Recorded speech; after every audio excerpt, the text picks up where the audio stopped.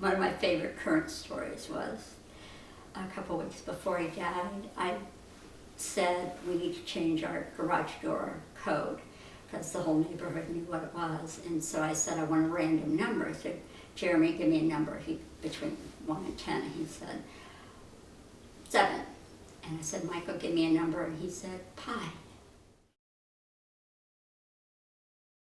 I said, he can move back in here. And we had about a week and a half of good. And I believe that was such a gift that he was straight, he was sober. Mid-September, a friend of mine was getting rid of a car. And, you know, we had tried everything, and I swear to God, I mean, clearly it's the last happy moment I remember. Mike was kind of an interesting kid, even from a very early age. There were a lot of things that were a little bit different about him. He had night terrors. I remember one time trying to get him to sleep in his bed, and I'd read, my strategy always is to read. If there's a problem, I'll read about it and figure it out. So, and they said to keep him in bed, make him stay in bed, and if you have to, hold his bedroom door shut. And I did that one night, and I swear that kid was stronger than me. He was 2.5. And he just pulled that door and pulled that door. He was hysterical. Mike was a very, very smart kid. His IQ tests were like off the charts, but he wouldn't do the work, and this was a constant theme. So when he was in 6th grade, he was being kept after school. His mom went to pick him up. We had already been divorced a few years by this time, and when she had looked in the back seat, she saw that Mike was choking himself with the seatbelt. That was the first time we really had to see doctors about medication. The guy was making progress, I thought, and he diagnosed him with oppositional defiant disorder. Prozac, Paxil, Wellbutrin, Lexapro, they just continued to try different medications to see what would work. He generally would ask to not be on any of them. I kept saying to Ellie, something's wrong, the medicine isn't working. He's getting more and more, I could see it getting, like he might have one irrational minor thing, and then it started getting, and it took about 2 months of him not taking the pills. I would stand there and hand him the pill, because he was so ornery, and watch him swallow it, and he was not swallowing it. He was cheeking it. When he was in 8th grade is when the first time was that we caught him doing drugs. He also started to find other prescription medications. It got to the point where he would literally route to have dental work done so that he could get Vicodin. During high school, I took him to, well, we both did, took him to different therapists.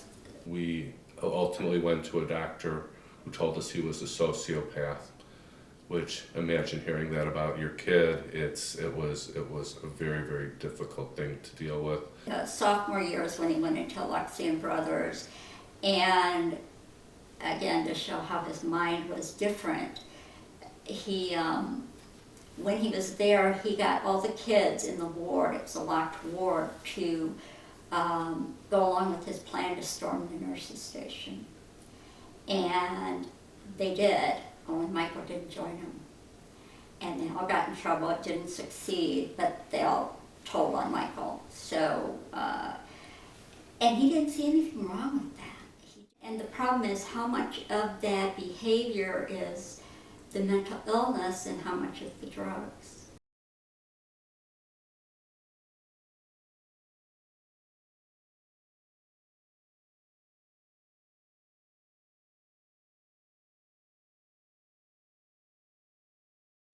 There are 2 parts, and our society has separated those 2 parts. And so if you're an addict, you go down this avenue, and if you're mentally ill, you go down this avenue.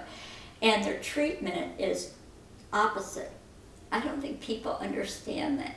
And I know nobody told me about diagnosis and dual diagnosis until a month before Michael died. On September 17th, He was sleeping at his mom's house, as was his brother.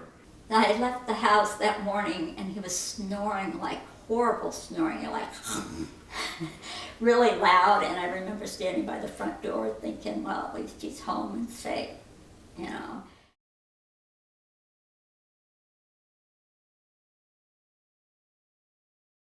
Later that day, his brother Jeremy, poor Jeremy, he was a sophomore in high school, found him dead on the couch downstairs.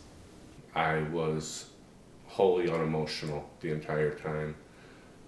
His brother tells the story that the police came over and asked if I was a neighbor. You know,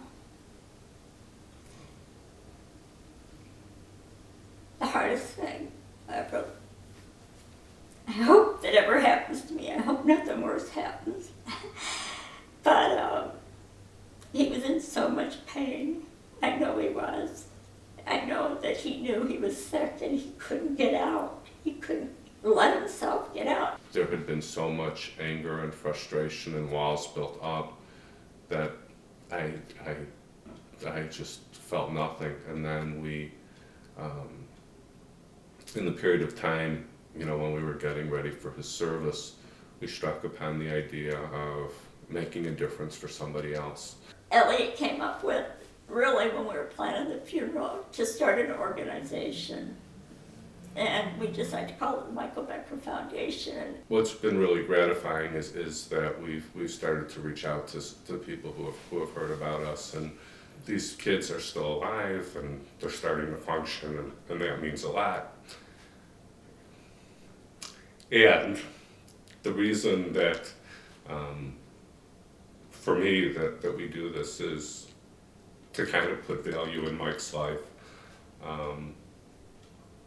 We couldn't save him, but if we could save somebody, that makes all the difference.